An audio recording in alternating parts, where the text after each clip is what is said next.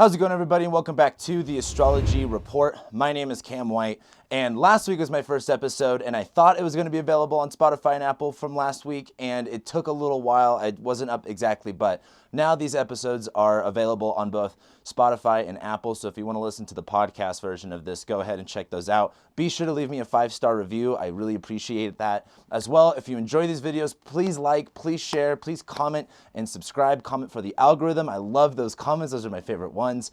They actually really do support me and help me out. Let's go ahead and take a look at this week. This week isn't the biggest week ever. However, a big highlight of this week is Mercury is going to be ingressing into shadow, or I shouldn't say ingressing, but Mercury will be entering shadow, which will kind of highlight the whole week and kind of give a general vibe. Now, as Mercury enters shadow, this is really building up to next week. Next week has way more action-packed astrology than this week per se. However, we're going to be having Mercury enter shadow. The sun is going to make a square to Neptune, which isn't always the biggest deal, but we are still dealing with some Neptune transits. And Mercury is going to make a trine to Uranus. As Mercury's in shadow, we're going to be going over this area in the sky a few different times, but Mercury trining Uranus seems really good for inventive and creative and sudden insights of clarity. So we'll be going into that. As we start this week off on Monday, we're going to be having the moon make a sextile to Mars. The moon is in Leo at this point, right? And it's going to be making a square to Uranus after that sextile to Mars. Now, this is also when Mercury enters shadow, and I want to show you, there's no glyph for like shadow, so I just made this little drop shadow on Mercury. I hope you guys kind of enjoy that. And if you're listening to this too, this is a video podcast, if you want to call it that. So make sure if you're wanting to see the visuals, check this out on YouTube. The moon's going to be in Leo. We're coming off this full moon in Gemini that we had last week. It was pretty intense. I want to know what you guys felt during the full moon, if it was good for you, if it was, a little bit chaotic, but things made it maybe ended up working out. Let me know in the comments. But now that this is a waning moon and things are starting to kind of simmer down a little bit, we're starting to get ready for this new moon in Capricorn, which will be happening next week. The moon's going to be in Leo, and this is kind of giving us a nice little sense of courage, a nice little sense of inspiration. As the sun's in Sagittarius, right? The sun is our will and, our energy, our vitality. It's in Sagittarius. There's all of this, hope, exploration, faith being like, kind of a big part of our drive right now. And the thing is, the moon's in Leo, this kind of activates that, right? This is, the sun and the moon and a fire sign, so there's a lot of fiery energy going on Monday. But the moon's going to be making a sextile to Mars. And I think as Mars is retrograde, we're going back over everything, right? Mars has been in Gemini since September, October, November, December. It will still be in Gemini all from January and February and all of March. So we still have like 4 more months of Mars in Gemini. But now that Mars is pretty much past the halfway point of its retrograde, we've really realized, what the issues are, probably communicated them, got a little bit more clarity on how to handle these issues. And as the moon makes this sextile to Mars, there's this kind of like hope that comes in store, right? The moon in Leo is all about confidence. It's all about, feeling courageous. And that moon making a sextile to Mars is like, I got this. Like, I may not have everything figured out, but I know that I can handle this. I know that I can readjust and I can go with the flow. And, flow is much more of a water sign kind of word. But going with the flow is, being able to adapt and overcome with things, right? But the moon, after it makes its sextile to Mars, is going to make a square to Uranus. So there is some instability still involved, right? Uranus is in Taurus. We're talking about instability, chaos, random outbursts. It can be sudden insights and sudden innovations. But I think as the moon's in Leo squaring Uranus, don't get too cocky. Like, don't just say, you know what, I can just do anything and everything, because that might throw you off a little bit more than you're anticipating. That moon in Leo making a square to Uranus, some type of sudden disruption might kind of, hurt your ego a little bit. So it's really important to not get your emotions too involved with things. Like, feel good, feel confident, but don't weigh everything on that feeling, right? Because there might be something that comes up a little bit later on Monday that disrupts that, and that could bruise your ego a little bit. But just know you got this. Just know you know how to handle this. And it's not about, this isn't a waxing moon, right? A waxing moon is when the moon is increasing in light going towards a full moon. If the moon was in Leo and it was a waxing moon, this would be like, I can do this, I'm going after this, I just pedal to the metal. A waning moon is much more about calming down, getting things centered. The moon is decreasing in light. We're heading towards a new moon where we get to kind of reset our intentions and get a little bit more, stable footing. And as the moon's waning in Leo, this is kind of like not necessarily building up to something, but working our way downwards on something. And it's kind of like after you accomplish a task that you didn't think you were able to do, Once you've done it, there is that sense of kind of like pride. There's that sense of, I can do this. It's just don't be like, oh, wow, I just did that, then I can do everything. Not that you can't, it's just on Monday, the moon making a square to Uranus, there's gonna be some disruptions there, and so be prepared for something to not exactly work out after that nice little confidence boost, right? But on Monday, Mercury enters shadow. And the important thing with Mercury entering shadow is all of this stuff that we're doing from here on out, we're gonna come back over 3 separate times, right? This is the first time. And what Mercury in shadow is good for is saying, all right, here's all of these plans that I'm making. Here's all of these changes that I'm going to be undergoing. When Mercury enters shadow, that's going to be a great time to make all of these changes. And this isn't about like starting something new, but making a transition into something. This is Capricorn. We're talking about plans. We're talking about structure. We're talking about organization. Mercury in Capricorn is very rational. It's very dry, right? And as Mercury enters shadow, from here on out, all of these things that we're focusing on when it comes to how we're communicating, what our plans are, what our ideas are in our head, we're going to be coming back and forth over. So this is a really good time to, it's kind of like if you have a business plan, which is really a good analogy for Mercury and Capricorn. You're going to have this business plan, and it's going to be important to try it out, right? But don't have all of your eggs in one basket. Like the first time that you do something, it's not always going to work out that easily. It's not going to work out the first time. So maybe try something new, try out these business plans, but know that you're going to go back over them and you're going to reevaluate them. Are they effective? Are you getting the results that you want? Is this what's going to work best for you? I mean, as a content creator and a business owner, there's all types of things that I do. And I'm like, no, this is the way that it's going to work. And this is the way that it's going to be. And then I do it. And I'm like, oh, I could actually find an easier way to do this. There's a better way to do this. There's a more efficient way to do this. So really think about it like efficiency. That's a big thing with Mercury and Capricorn. Think about, I always like to think about of Henry Ford's like not business model, the manufacturing model, where it was so efficient that they were able to just, shit out cars like at numbers that they weren't, able to do before. And that really revolutionized manufacturing and industry in itself. And that's like a Mercury retrograde in Capricorn thing. It's like, let's try something new and let's go over it and see how well this works. And then, if there's things that we need to change, let's go back over it. That's what this Mercury in Capricorn is really good for. And Mercury's going to enter shadow on Monday. So starting Monday, all of these things are going to come back up again. So we move into Tuesday. On Tuesday, we're going to be having the moon make an opposition to Saturn. It will then trine the sun. And I don't typically talk about the moon making aspects to the sun because it's just kind of like, something that happens all the time. But then the moon will make a square to Neptune after it trines the sun. So there is kind of a lot going on here. First off, the moon's going to be making an opposition to Saturn. And I've been saying the same thing for a couple years now while Saturn's been in Aquarius. Saturn in Aquarius is your worst critics in the crowd, whether that's, some of you that's your parents, some of you that's your significant other, some of you that's yourself.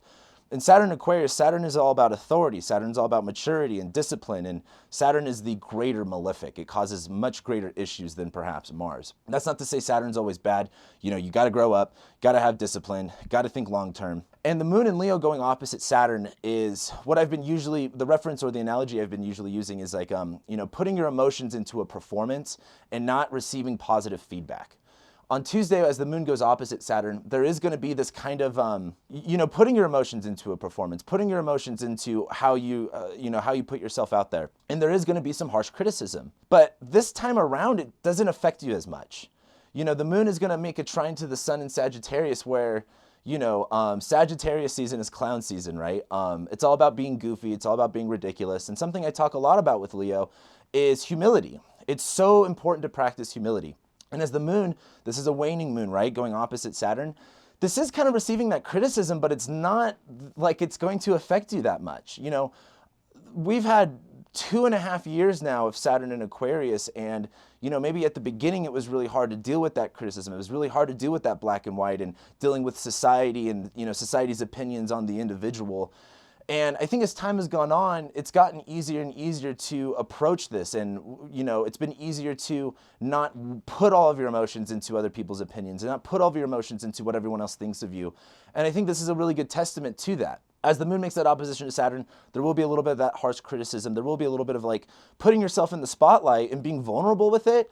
and it's not always going to be received well. Not everyone's going to be a fan of you. Not everyone's a fan of me, that's for sure. And the moon's going to be making a trine to the sun after that. So the sun's in Sagittarius. We're seeing the bigger picture, right? We're feeling confident about it, and this is one of those things where you just kind of laugh it off. It's like, hey, you know what? That's not a big deal.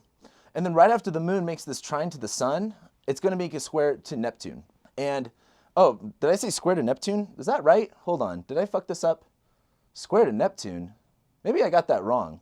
I think I got that wrong because the moon's in Leo. It doesn't make a square to Neptune. What am I talking about? Well, why did I put that?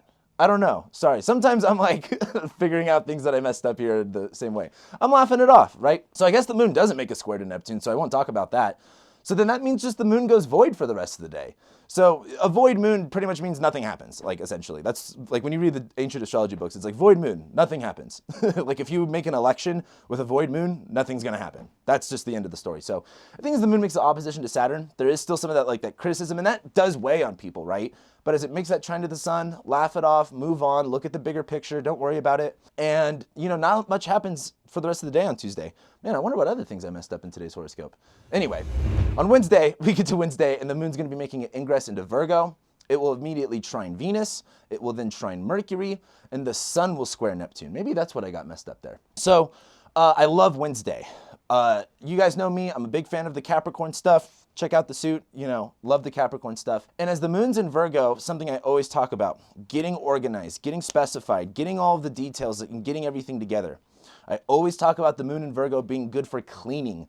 The moon in Virgo, I've noticed for so many people, is like a very anxious-ridden couple days. But as the moon goes into Virgo and it makes this trine to Mercury and Venus are in Capricorn. Venus is all about value and enjoyment and pleasure and fun. And she's in Capricorn, the sign of business, the sign of tradition, the sign of the rules. And Mercury's here. Like our mind is really focused on this type of stuff. Oh, you know what I didn't talk about? I'm all over the place. I didn't talk about Mercury entering shadow. Wow. Okay. Well, Mercury's in shadow at this point, and let's talk a little bit about that, because that happens on Monday. I know I'm going back and forth here. I have a new editor. A lot of people think that I'm editing my videos. I actually have a great editor. Her name's Parker. Say shout out to Parker, because she's going to be going back and forth with all this stuff, and I'm sorry that she has to do that. So now we actually get to Wednesday. I know I'm jumping all over the place here. And as the moon's in Virgo, it's going to make a trine to Mercury and Venus. And this is really where we get that order right? The moon in Virgo, again, like I say before, it's always good for cleaning. Get your hands involved in something.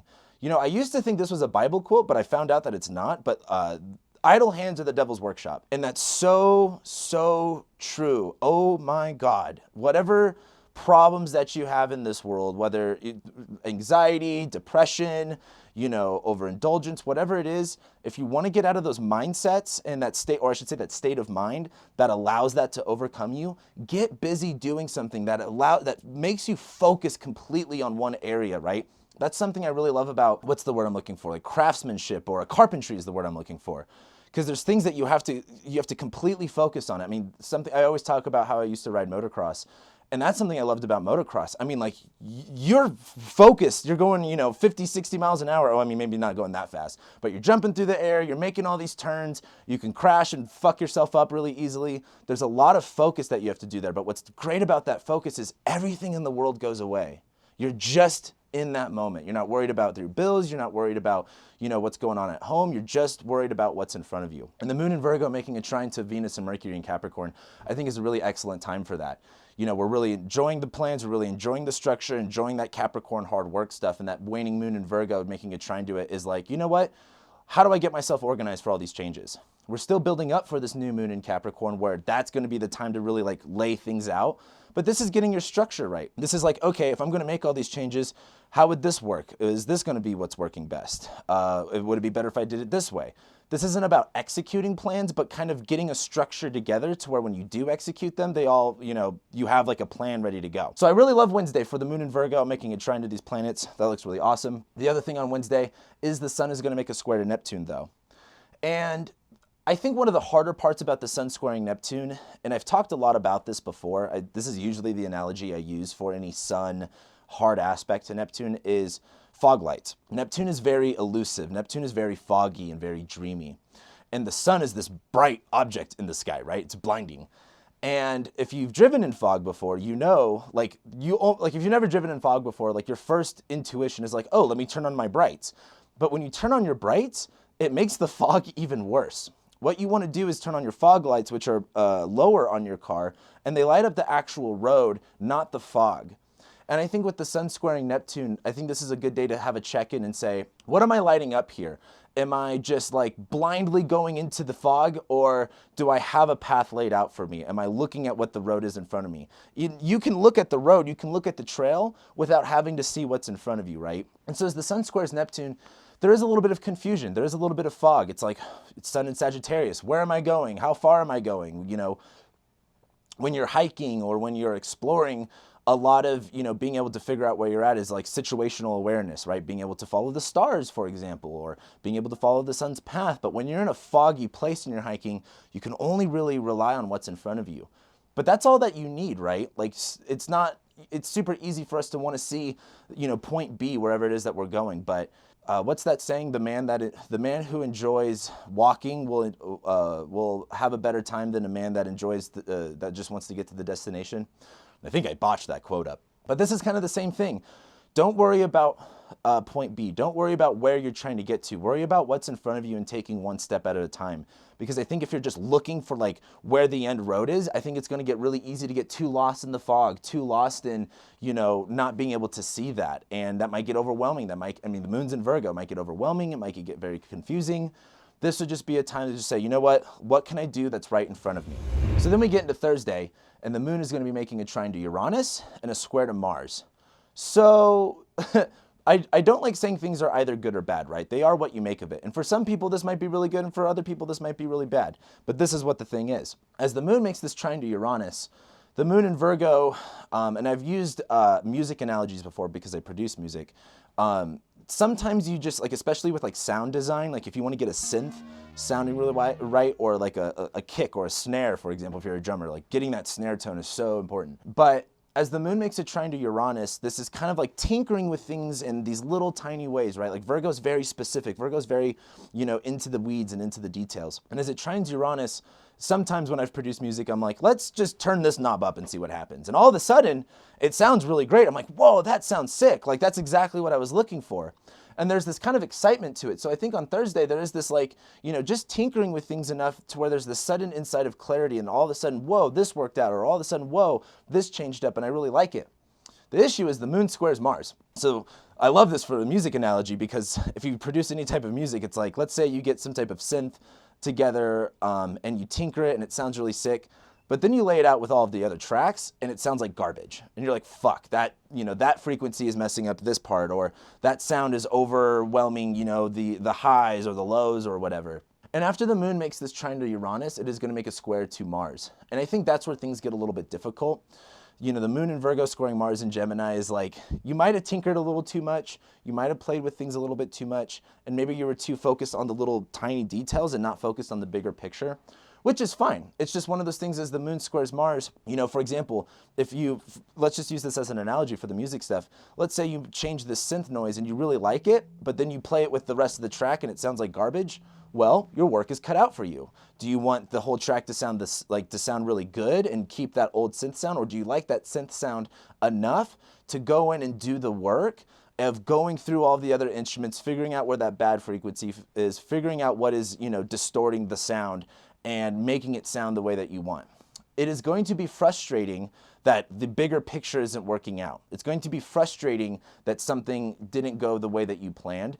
But it's really about taking that time to do the work, right? Like, this is still a waning moon. It's not like this is the end of the world. Like, if this was a waxing moon and we were building up to stuff, this would feel like the end of the world. Like, fuck, I botched this. I'm not ready for this. But as the moon's calming down, the moon's decreasing light, like, don't pour all of your energy into it. Don't pour all of your emotions into it. Don't get overwhelmed with it. And, you're going to have a problem, but if you just take your time and handle one issue at a time, you're going to get past it. So just on Thursday, just know it's going to be kind of a roller coaster where there's like a sudden insight of clarity, and then, something happens where it kind of messes up everything else. And so your work's going to be cut out for you, essentially. So that's Thursday. You get into Friday.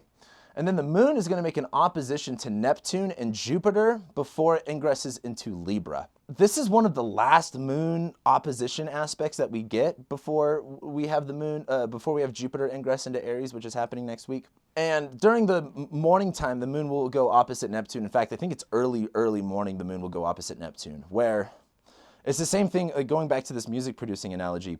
When you're trying to tinker with everything and, you get this sound and that sounds good, but then everything else sounds like garbage, it can just feel a word I've probably heard this word before, but it like when you hear something over and over again, but then someone else tells it to you and it like, you actually it syncs with you, you actually understand it.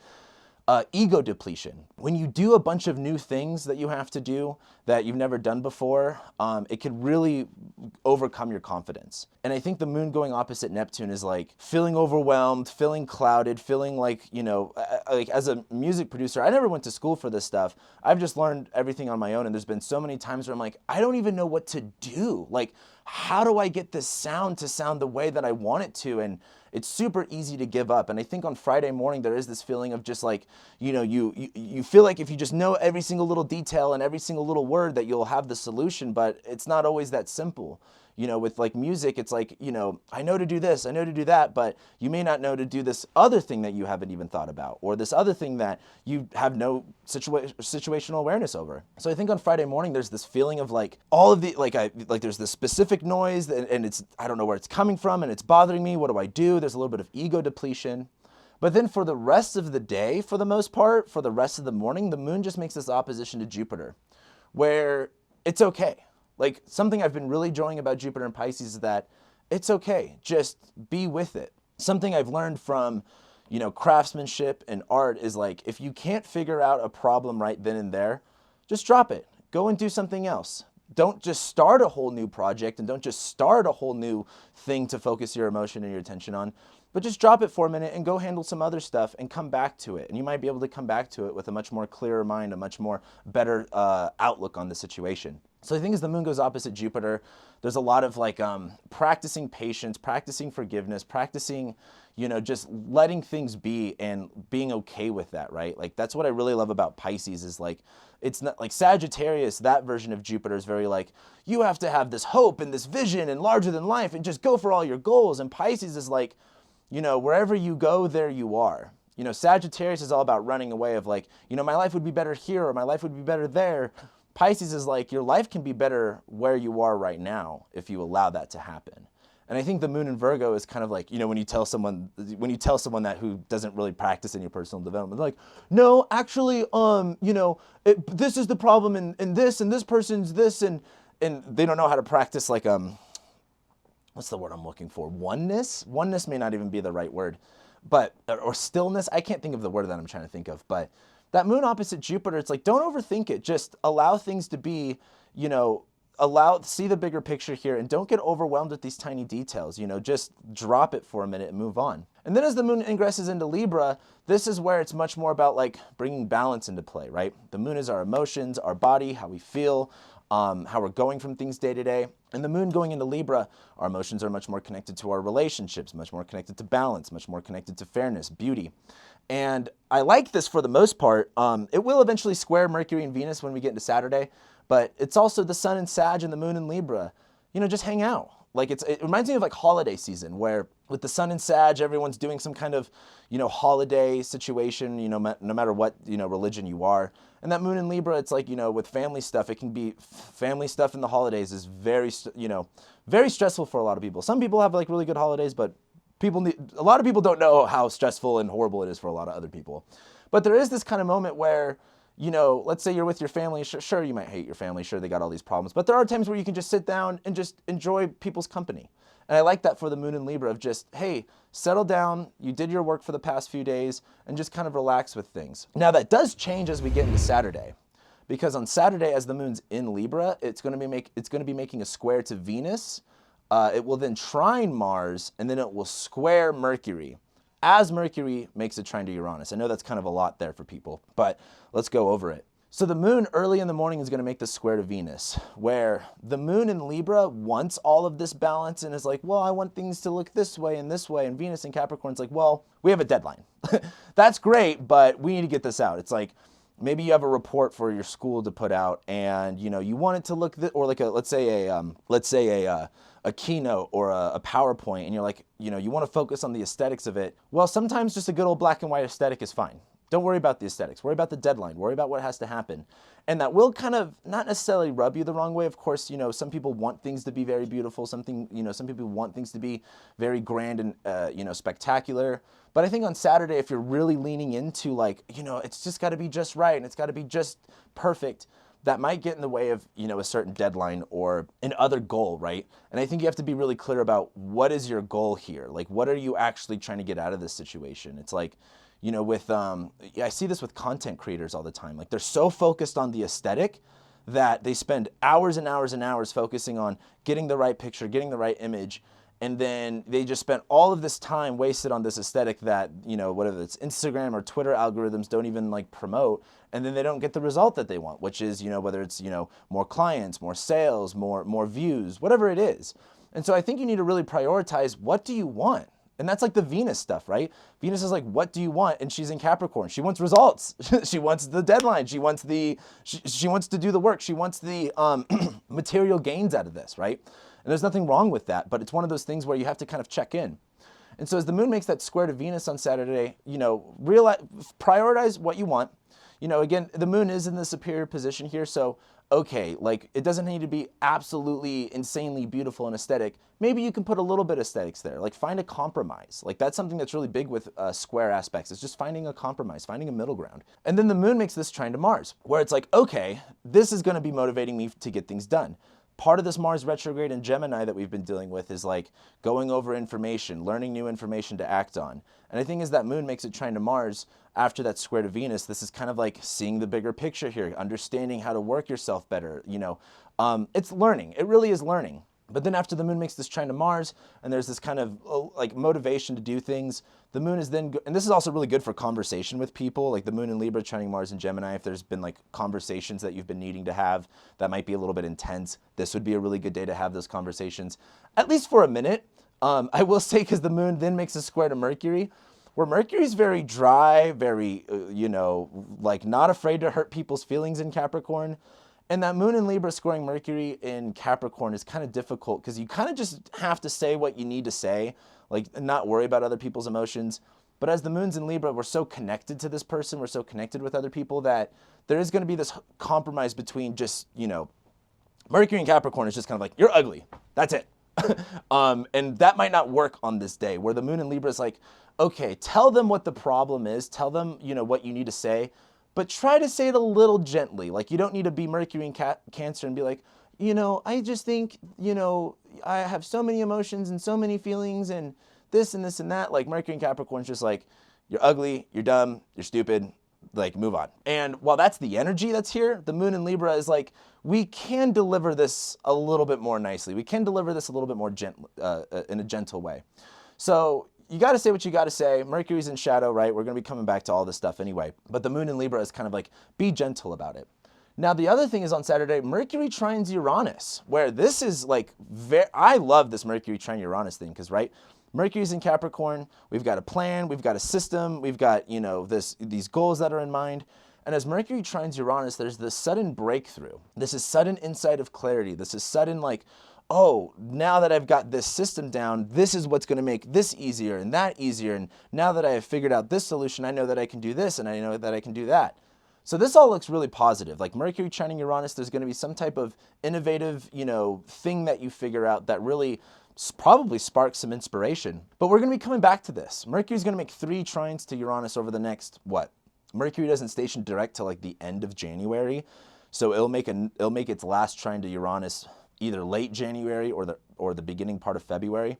So we've got some time going back over this area, right? Whatever insight or clarity hits you on Saturday, just know we're going to be coming back to that over the next few months. And then we get to Sunday. The moon is then going to make a trine. I messed up so much stuff on this one. I'm so sorry.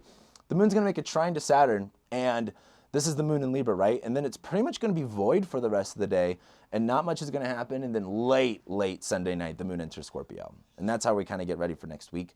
But the moon making a trine to Saturn is, solidifying and crystallizing the things that we know about people and about relationships. A lot of this is, with the moon in Libra, it's a lot about relationships and people that are around you. And I think as the moon makes this trine to Saturn, there is this connection to your tribe, connection to, who can support you, your community. And I feel like that word community is so overly used that people don't even know what that really means. But really think about the people that you're really bonded with close to you, right? Like this is the moon, our emotions, this is Saturn, this could be authority figures, older people. And that moon making a trine to Saturn, I think is, again, crystallizing these relationships, a lot more clarity on, who's on your side, who's not on your side, maybe even breaking bread with people that are not on your side with things.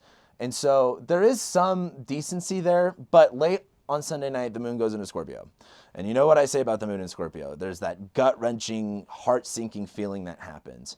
And that's something that we're going to be talking mostly about on Monday. But late Sunday night, there might be this feeling of dread or, overwhelming, not just anxiety, but just like dark emotions. And so, that moon in Libra trining Saturn is kind of like, again, it's like breaking bread. Let's say you're breaking bread with someone on the other side of things that you don't really agree with. And while it's, peaceful in that moment, maybe there are some things said that later on when you go home, you're like, fuck, that hurt. Fuck, that did not feel that good.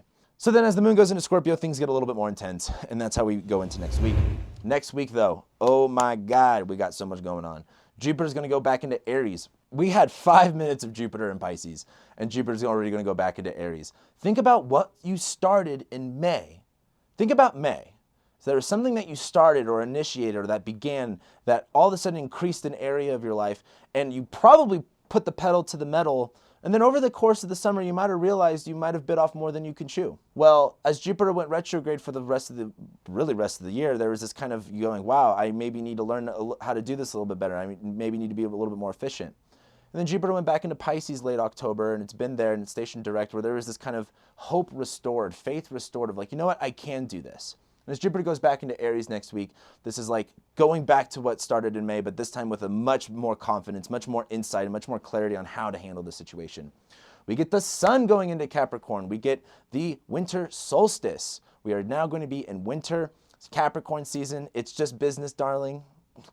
Then we have the new moon in Capricorn immediately after that. This is really resetting our plans, our systems, our intentions. What are like literally what is the plan? New year, new you. You got a fucking goal or what? Venus is going to trine Uranus, so that looks really awesome too for all the fun and enjoyment in Capricorn, getting some innovative out of there. And Mercury is going to be making a sextile to Neptune. So there is this kind of like help, like with, Neptune might be fogginess and elusiveness and mysticism, but there's going to be some type of support with Neptune, with Mercury making a sextile, where that creative insight really comes in. And that's this next week. So as far as my final thoughts with everything, like I said before, this isn't the biggest week. Next week has a lot more going on. But I think as Mercury enters shadow, just know everything that we're doing and everything that we're really lining up here, we're going to be coming back to over the next few months. So it's not about, and Mars is still retrograde. In my 2023 year ahead horoscopes, which I hope you guys watched by now, I really talk about that the first couple weeks of the year are not this big new start with things. It's really a transitionary time. It's not really till the end of January where that feeling of starting new and kicking things off really comes into play. So this week is really just kind of like figuring out what those plans are, getting the details just right. So then as we go into next week, we can really start them and initiate them. So with that being said, I love and appreciate you guys. Make sure you like, comment, subscribe. I love every single one of you, and I'll be